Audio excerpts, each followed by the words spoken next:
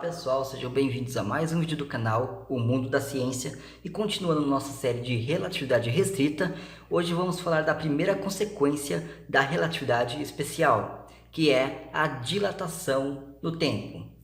Vimos que na relatividade restrita, quando as velocidades são muito altas, quando um referencial se movimenta numa velocidade próxima da luz, o tempo ele não é absoluto como na mecânica clássica, o tempo ele é relativo e calculamos isso através da transformada de Lorentz. Porém, o que acontece quando há um deslocamento temporal? O que acontece quando há um período de tempo e não um ponto específico no tempo? O que acontece quando há um ΔT? E nesse vídeo vamos ver que há uma dilatação no tempo. Vamos supor um trem. Aqui está o teto do trem e aqui o chão do trem. Vamos supor que em um dado momento, aqui do chão é disparado um laser em direção ao teto. Vamos supor que aqui no teto haja um espelho. Para um observador que está no interior do trem, como a trajetória da luz é retilínea, ele vai ver o laser refletir e voltar para o chão de forma retilínea. E vamos supor que a altura do trem seja uma distância d. Então, nesse trajeto de ir e voltar, o laser caminhou uma distância 2d, certo?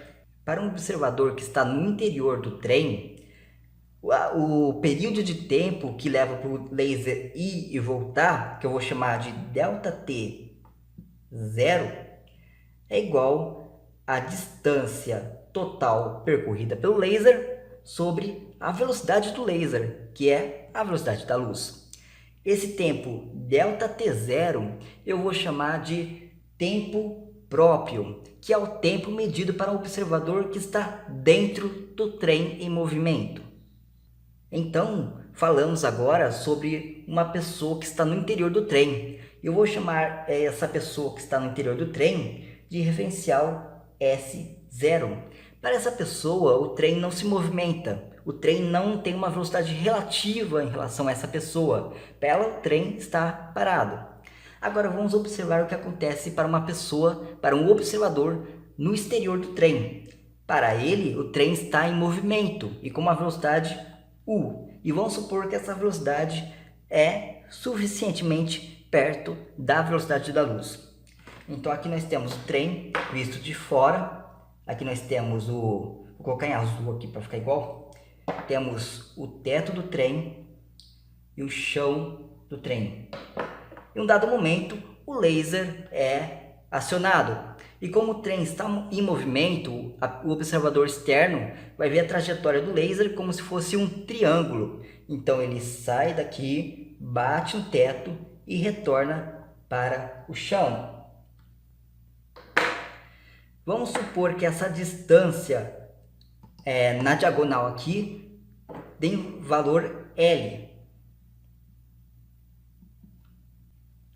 Então essa distância na vertical é d, e essa distância aqui de meia trajetória eu vou chamar de meio de u ΔT.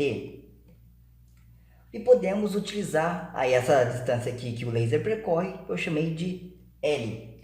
Podemos utilizar o teorema de Pitágoras, onde L ao quadrado é igual a meio de u ΔT ao quadrado mais d ao quadrado. Isso vai ser igual a meio de u ΔT ao quadrado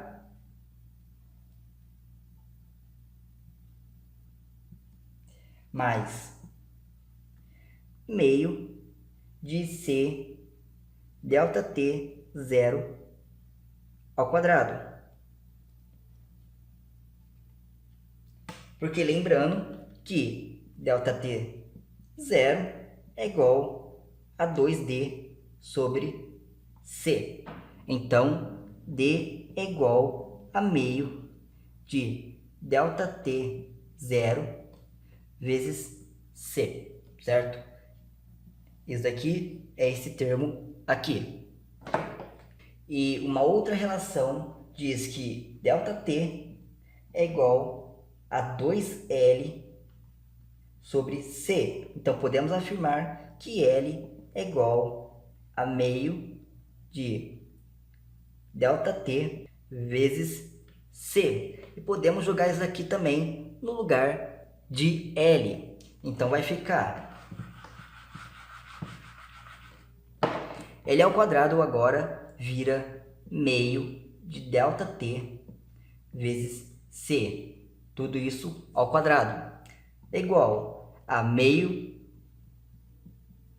de U vezes ΔT, tudo ao quadrado, mais meio de ΔT 0 vezes C ao quadrado. Podemos jogar essa constante meio fora, porque ela aparece em todos os termos, podemos desconsiderar ela, e podemos passar esse termo subtraindo para o lado esquerdo. Então fica, já colocando tudo ao quadrado, ΔT ao quadrado, vou colocar aqui C ao quadrado, ΔT ao quadrado, menos U ao quadrado, ΔT ao quadrado, é igual a C ao quadrado, ΔT 0 ao quadrado. Podemos colocar o ΔT ao quadrado em evidência, ficando então ΔT ao quadrado, C ao quadrado menos U ao quadrado, igual a C ao quadrado, ΔT 0 ao quadrado. Podemos dividir ambos os lados por C ao quadrado, então vai ficar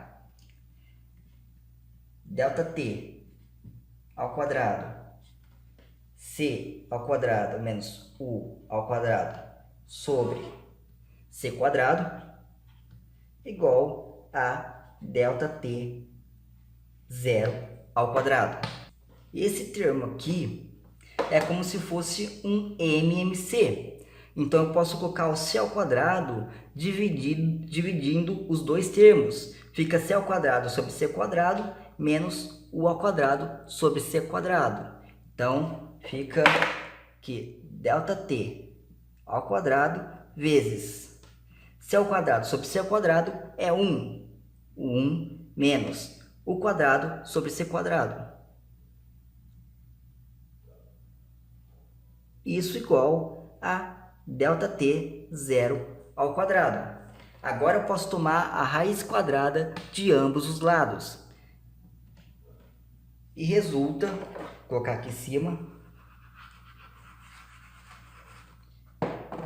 que ΔT 0 é igual a ΔT vezes raiz de 1 menos U quadrado sobre C quadrado. Posso passar isso aqui dividindo para o outro lado, fica que ΔT é igual a ΔT 0 sobre raiz de 1 menos U quadrado C quadrado. Só que isso aqui é como se fosse um gama. Aqui é como se tivesse o 1 multiplicando e tem o denominador do gama. Então, eu posso colocar que isso daqui é igual a gama ΔT 0. Então, depois dessa longa conta, chegamos ao resultado final. A variação de tempo para uma pessoa que está fora do trem, para um observador externo, é igual ao fator de Lorentz, gama, vezes a variação de tempo para a pessoa que está no interior do trem, ΔT 0. Sabemos que esse termo é menor do que 1, pois U sempre é menor do que C. Então, esse termo é menor do que 1.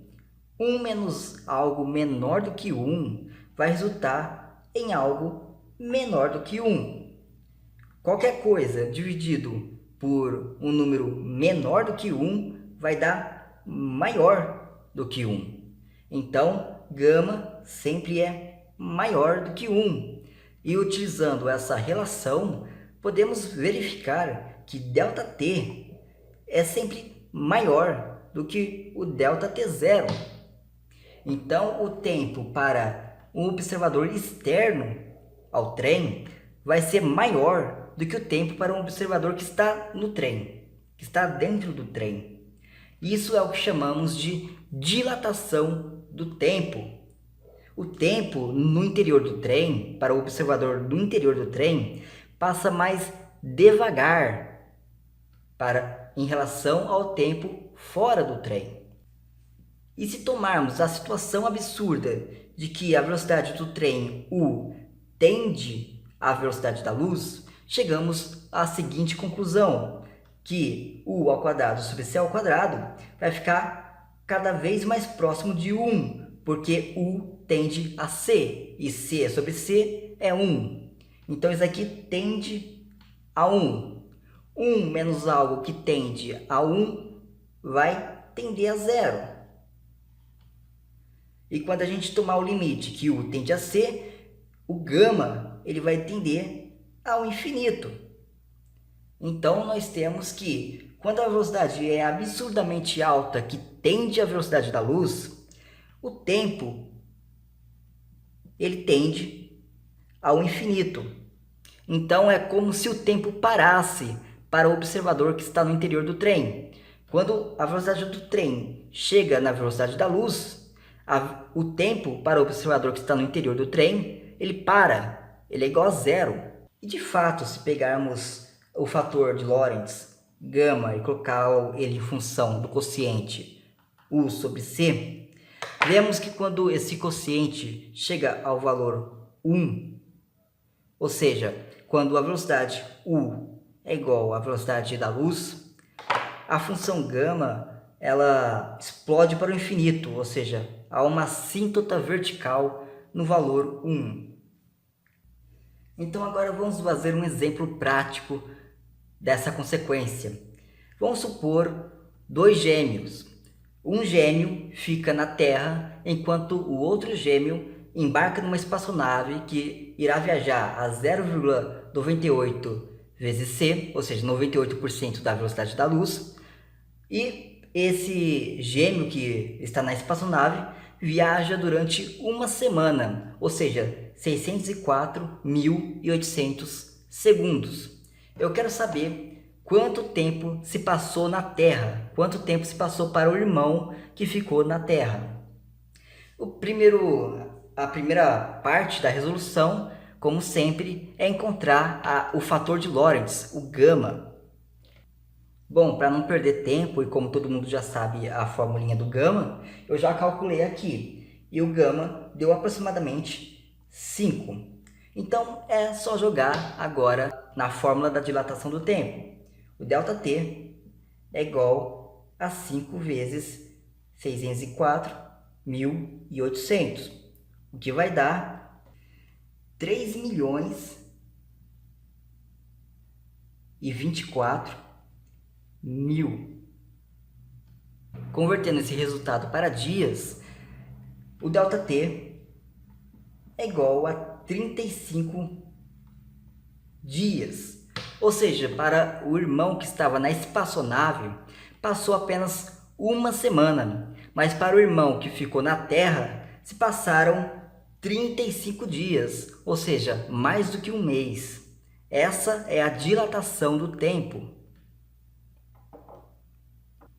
Na parte 2 desse vídeo, vamos montar um programa em Python para calcular a dilatação do tempo. E no próximo vídeo vamos ver a segunda consequência da relatividade restrita, que é a contração da distância. Falou e até o próximo vídeo.